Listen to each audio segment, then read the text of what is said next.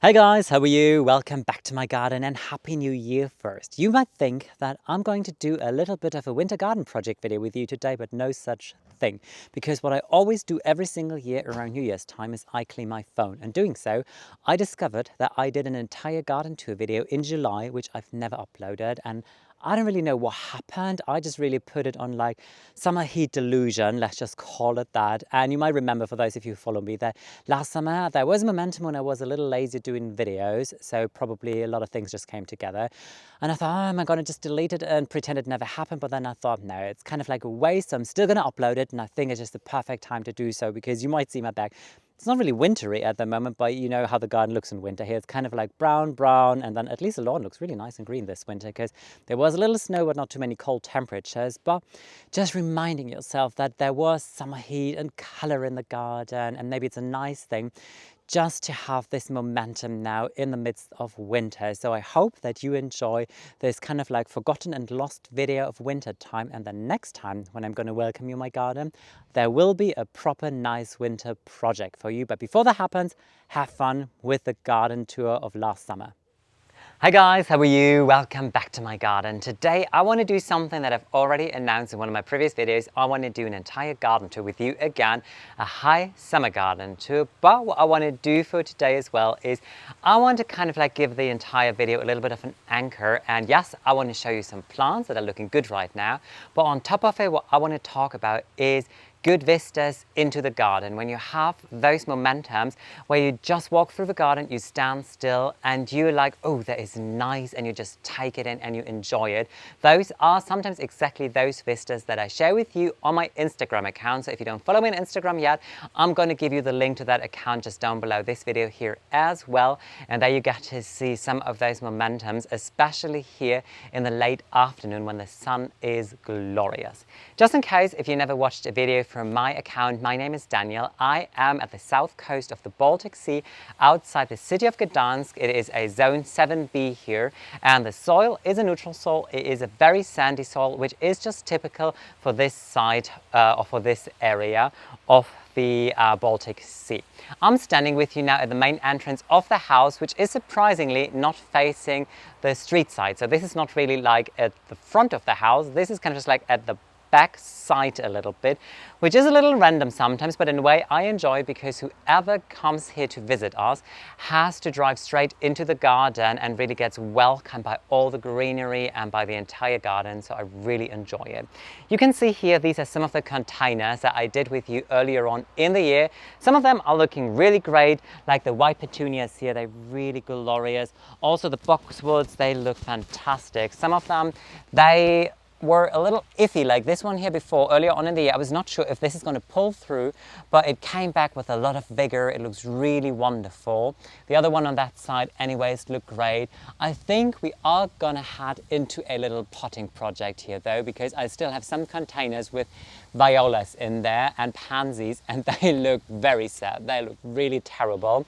So yes, there is gonna be another video where I'm gonna arrange some containers with you. What we're gonna do now is I want to show you something different. This is a driveway, so this is literally in my back there is a gate.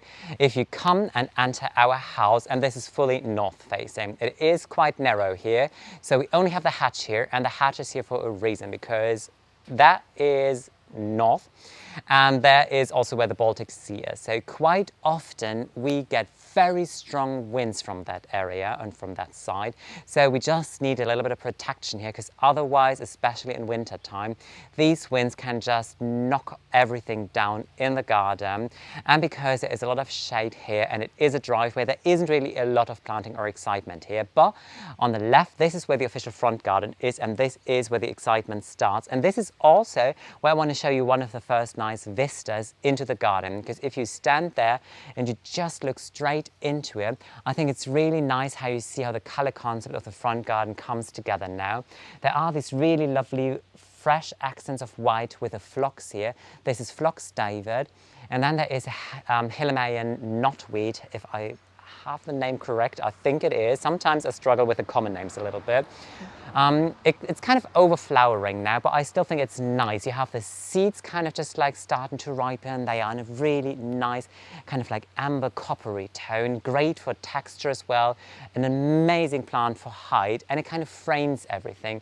I think one thing that I'm going to talk a lot today with you is a general framework. So what you see here on the right side, there is a house obviously, and it has like this white accent. So I wanted to have white accents also in the bloom here. Then everything is framed by the trees. There is the prunus with a really beautiful dark plum color foliage. Just behind it there is a willow. If you remember how it looked after I cut it back last winter, there was just a skeleton framework, and now it's beautiful. It's so lush green again. That is an absolute vigorous plant here in the garden. And then in the back you kind of have again this element of architecture. There is a swing bench, and again it is in white. It's kind of romantic, whimsical. Whimsical is a word that I just generally love to describe my garden here. So it's really focusing on kind of like building a framework, but then also have these like vistas that guide your view to a focal point, and the focal point here definitely has to be the swing bench. So if we just walk into the front garden now, you get to see everything in the garden is very organic. Like all the flower beds kind of like curve and meander through the garden here. There are a lot of plants that just do their thing. I don't really do a lot of maintenance in this part of the garden. Like early on in the year, in March, I come in and I cut everything back to the bare bones. It is also part of the garden where I might need to think a little bit of winter interest and structure. Luckily, the willow has these kind of just like twisted branches, and it gives a really wonderful texture here in the garden. But sometimes I think as a ground cover, there must be something, maybe like another box sphere or yew sphere, something just to bring a little more interest when everything is cut back in winter time. If you continue walking, you just see everything kind of looks nice, and it is planted so dense now that I hardly do any weeding in this part of the garden now. The Napata, I never cut it back. I know a lot of people would tell you like just cut it back, but here it kind of holds itself upright throughout the entire year, and the second flush of bloom just comes now from the base of the plant. So I am going to have more beautiful violet blooms of the Napata in August, September time. But I think it still kind of looks nice now because everything is grown in. It's kind of this jungly feeling that I really love in the garden. If we continue walking, this is again one of my favorite vistas into the garden. It is where the front garden just like opens up to the midsection and the back garden. There is this narrow path. On one side you have the topiary piece. There is an arborvitae which is crying out to get like a nice trim because it looks a little woolly now at this time of the year. But I was like, today's not going to happen. I'm going to do it another day, probably together with you.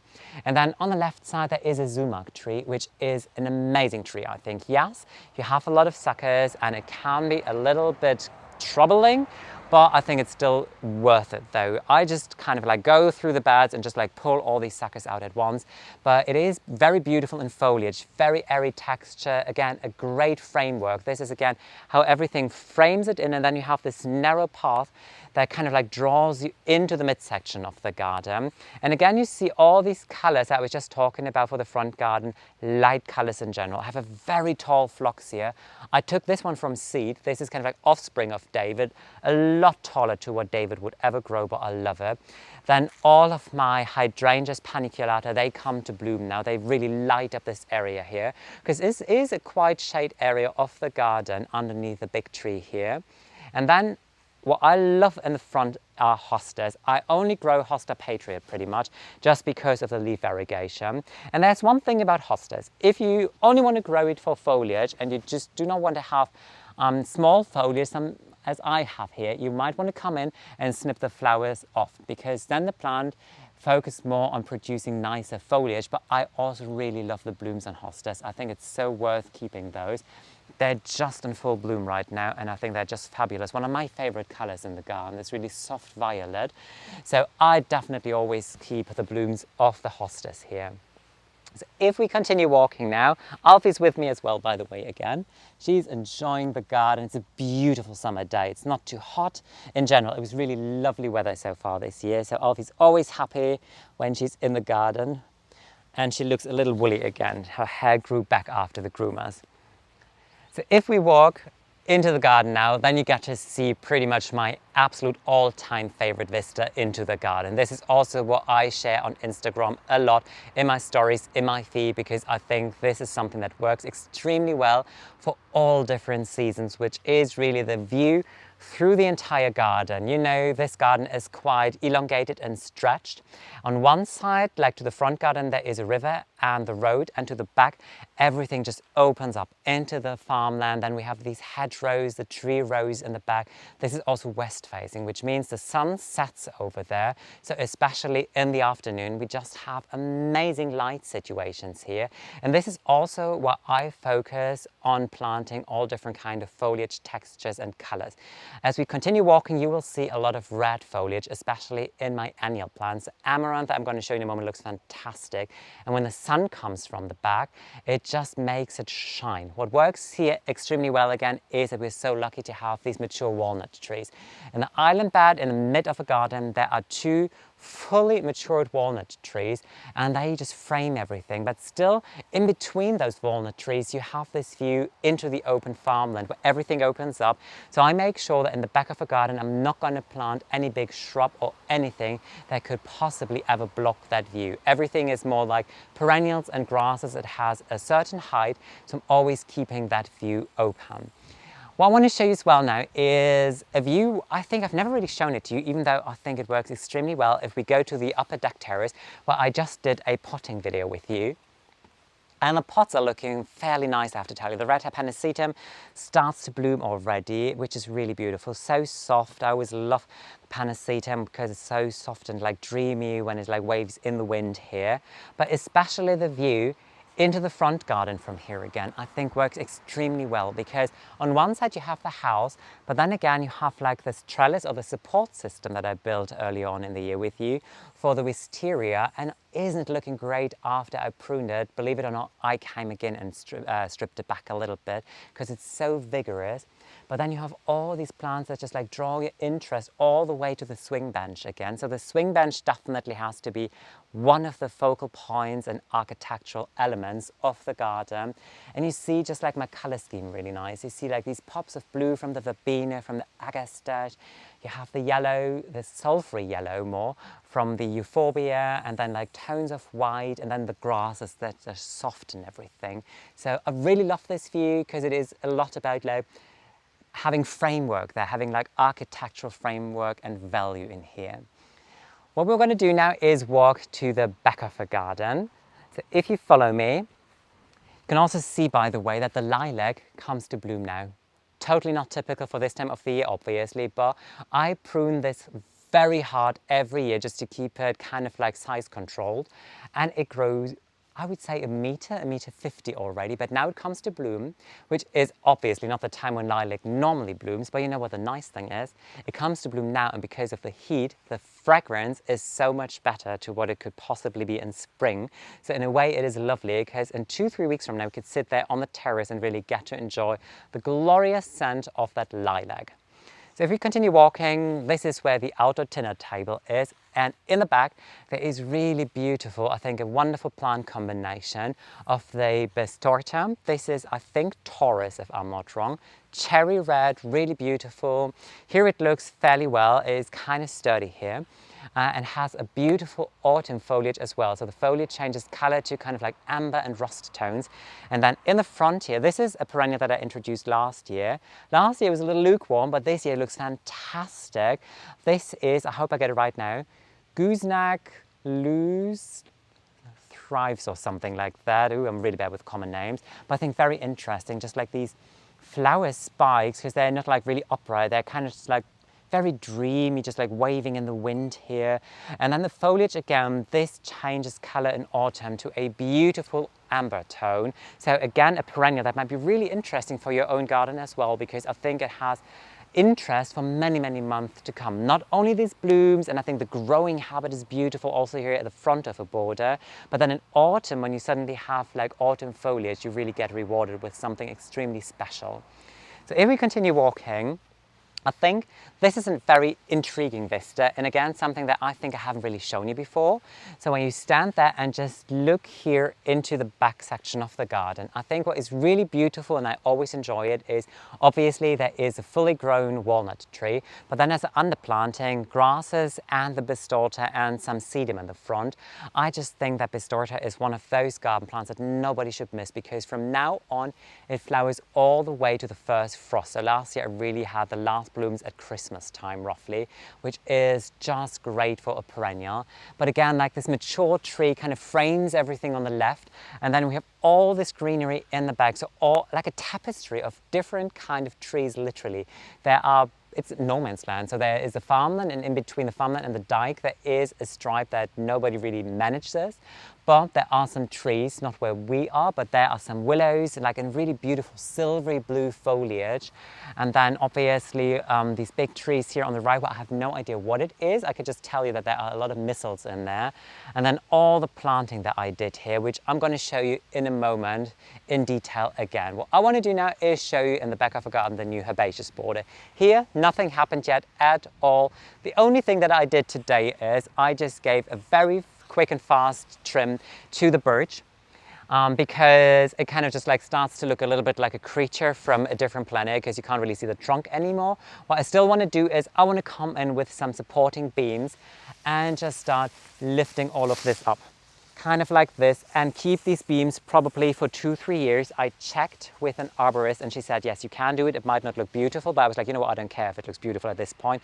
I just want that these branches kind of just like go a little more upwards and really build this kind of umbrella, because we want to do a seating area here, which I think will be really beautiful, and especially then have this birch kind of like as a little natural umbrella in the back. In my idea, it works brilliant. I hope it's going to do so in reality. So nothing really happens here, besides I can show you kind of like the nemesis of my garden here. Definitely something we need to tackle. Perennial wheat, which looks so beautiful and innocent, but it is enemy number one, is bindweed. These little delicate white flowers, so I always need to make sure actually that they do not come to seed, because they spread like crazy. So if you find this in your garden, try to get rid of it, because this is really troubling, especially in this area here of my garden. I'm not going to show you the slope today, because I'm always happy when somebody films me, and there are a lot of mosquitoes on the slope, and I don't react allergic to mosquitoes, but some people do, and there are a lot of mosquitoes and flies and generally just like bugs there on the slope. So I think what I'm going to do is I might just give you at one point again a separate tour where I'm just going to show you how the situation looks. Nevertheless, I think this part is also really beautiful now. If you remember early on in the year, I removed the turf together with you. I put the stone edging in, planted tiny plants, and it kind of looked like nothing. And if you just think about how it developed over the past 4 to 5 months, I think it is incredible. And just like quickly want to show you why I think it works really well. Again, I have bistorta there. This is one of my focal plants in the garden. So if you plant a garden, or if you plan a garden, try to find your focal plant that works extremely well for you and try to repeat it throughout the entire garden, because it kind of just makes it interesting. It draws you into the garden. You kind of just like have your focal point that always kind of is a stepstone on how you find your way through the garden. And mine definitely, or one of mine, is bistorta. Grasses I think are always really nice to soften edges. So this is another panacetum. This is something completely new that I tried again. This is Salvia caradonna. Early on in the year, I was a little unsure if I like it or not. Now I have to say I love it. Again, I have not cut it back at all. I need to see how it develops last year, but I think the color is brilliant. A very dark, sinister purple, beautiful, great for wildlife again. And I think it works really beautiful if you just continue looking in the back with all the amaranth that I planted there and the ricinus. I think they look incredibly good. They were a slug and snail magnet, both of them. And I really had a tough time trying to protect these plants, but once they have matured, slugs and snails ignored them, and I think it is worth it. Beautiful foliage, what a great accent. If we go to another area and I show you a vista again, I think you really enjoy it, and you see why red and dark foliage is so important in a garden. Also in the back there is the Panacetum vertigo from Proven Winners that I also planted with you, and it comes to bloom. I'm so surprised, I wasn't expecting that. There are some first flower spikes appearing here. I hope you get to see it. Small though, because in my world this was a Panacea that just doesn't flower, but it does. So it really loves its life here. And again, speaking of vistas, this is actually the path that guides to the compost tea. But again, I think it is kind of like intriguing because you kind of just like explore the garden, you walk through here, and we already discussed that in a way. There is a fence, but I kind of want to put a gate there. I kind of want to make sure that if you walk here, there's not a dead end road, that you don't need to walk back again, that you can literally walk through a gate onto the slope as well and just continue exploring. I think this is just like something that is very important for any garden. I also just love the heights here. So you really have this beautiful eupatorium, gonna flower pink, disc-shaped blooms, works extremely well with sedum. I think this is going to be the star of the show in a month from now.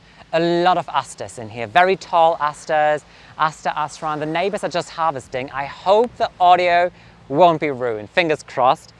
But this is an area where I think it looks very nice, and I planted big drifts. But if we continue walking to this side here, there is a nice vista into it. But I think there's room for improvement in here. So if you kind of stand where I'm standing now pretty much, and you just look into here, I love it, especially in the late afternoon when the sun comes from the back, and you see really this big drifts of one specimen, which I always really think works well. So the Bistorta is here, the Bistorta is in the back there again, and then you see these beautiful big drifts of the red foliage from the Ricinus and from the Amaranth, and I think this is what I'm missing in here. So I said probably I will kind of like change a little bit in here. I need to see what. This is going to be very complicated, but I think in there somewhere here is some room to put some of those amaranth plants, because I think it would be so beneficial to have this big blob of red again. And this is in full sun, so that is going to work extremely well with the amaranth as well. There is Helenium in here, which is just about to come to bloom. I think it's very nice. A step in here now. Let me see. It is a color where I'm not really sure how it works in here. Now it still kind of looks nice, but as all these blooms open, it's kind of like coppery red. And it was a little questionable how it works in combination with the sedum, with the eupatorium, and then with the amaranth. So I need to see. This is a variety called Hot Lava, by the way. Very reliable. It came back in just beautifully, and it's going to be a wonderful drift of bloom in here. There's a big weed growing in there. Oh my God, I see it now. I need to get in there in a moment and just remove that. But I think in general, this flower bed, it works. It really comes to life. I also love these big drifts of grasses here, like the Calamagrostis grass. It is kind of like a little hedge in there, but the grass is a nice hedge because it's airy. It just gives you this momentum of like light and shadow, and how it just like waves in the wind again. So I think in general, there is a lot of goodness in here. There's a little bit room for improvement though as well. And then again, one thing, I'm not really sure what the problem is. There is sedum here, and this is Sedum atrona. This is a variety that I normally grow extremely successful in the garden. It is on sandy soil, it is in full sun. This is exactly what sedum loves. Maybe, because you can see the lawn looks quite nice, it was too moist this year. It has a little bit of powdery mildew or something going on. It has these spots here, so I'm not really sure what the situation is. Alfie is the situation now. I'm going down, so Alfie is like, yes, you need to cuddle me a little bit now. We're going to do that in a moment though. So kind of surprised what happens to the sedum. I still think it's going to come to bloom though, but I'm kind of expecting that I will lose most of the foliage in a month from now. So I need to do some investigation. If any of you knows what the situation is, I'd be very happy if you just drop me a line about it, because I've never seen it before. I never had that problem. It is a mixture of powdery mildew and weird spots on it. So let's see. But next to it, that is beautiful. Again, more Panacetum. And boy, did that grow. Last year it was half this size and I thought it was beautiful. And this year it is massive. You can't just like want to walk. Your grass are so animated. You know, you want to walk and go through there with your hands and just touch it, like these blades. And this is also what I think grasses, ornamental grasses, work so well and are so magical in a garden. Again, more Nepeta, a lot of asters in here. You know, there are big drifts of asters. If I do autumn tour of this part of the garden with you, you'll be amazed by the abundance of purple tones and color that you will find in here. The last kind of nice vista obviously is where you're standing, because from where you're standing you really get to see the house, and again how the walnut tree kind of frames in the house, and then on the other side our little quirky apple tree that lost a branch a couple of years ago, so it is a little wonky now, and also the sumac tree. So I think it's just very interesting on how a framework is here. A lot of it was natural here. You know, these walnut trees, obviously they're fully grown, so we never planted those, so we're just lucky with those. We added a lot of different trees, but I think trees and in general hardwood just always provide a wonderful framework for a garden. The island bed, I haven't talked a lot about it recently. I think it works in big parts now. There is one plant where I think I might want to change it, which is a phlox here. It is a reliable variety, and I think this is why I struggled with taking it out. It is a variety which is called Freudenfeuer, so maybe you can just give a closer look at it. It is something in between coral and orange with a pink center. The nice thing about this phlox is that it can cope extremely well with drought. So it never looks sad, it always comes back. It is a very reliable variety. So I think what I'm going to do is I will just put them on the slope probably and try to find a wonderful second home for them. But I think what I will do is I'm going to put my annuals in here. So I think next year I might put some more amaranth in here because I really love this red foliage. And I think it would be nice. Again, there is a bistorte that I planted early on in the year. So this year they're still looking quite small, but I know next year they're going to grow into just a bigger, better size. And it has a lot of sun in here. So I think that the amaranth will be really beautiful because I have the red foliage from the amaranth and the cherry red from the blooms of the bistorte, grasses in the back there, this architectural element of the globe thistles. So I think it might be a really nice winning combination. Here, the shade area of the garden, there is not too much happening yet, to be honest. It will though. There is a lot of interest in here. You know, there is turtlehead, which is about to come to bloom in a really beautiful dark pink tone. Sedums are in here. Surprisingly, those sedums are pretty much in shade. I mean, not dapple shade, but they have a lot of shade and they look fantastic. They don't have any sign of stress or anything, which is so contradictory to the word was wrong, but it was so wrong to whatever sedums like, because normally over there they're in full sun and they should love it, and here they are in richer soil and a little more shade and they look great. So I don't know what the situation is, but sometimes you have these funny moments. Asters, and then again more of the paniculata hydrangeas come to bloom now, so I can tell you the garden is really about to burst out into a lot of color and just a lot of joy, I think.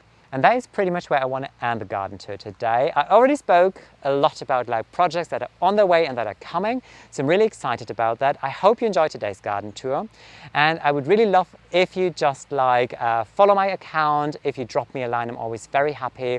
I always try to reply as soon as possible. So thank you so much for watching today's video, and I would really love to welcome you in my garden very soon again. Take care, guys. Bye.